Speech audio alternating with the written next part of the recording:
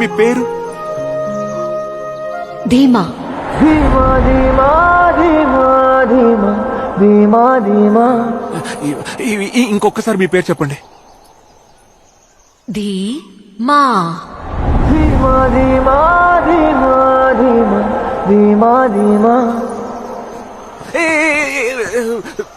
ఇంకొకే ఒకసారి చెప్తారా? ఎందుకు ఊరికే నా పేరు అడిగి కళ్ళు మూసుకుంటున్నారు? ఎందుకంటే మీరు పేరు చెప్పేటప్పుడు అదొక ట్యూన్ గా మరి నాకు పాటలా వినిపిస్తుంది.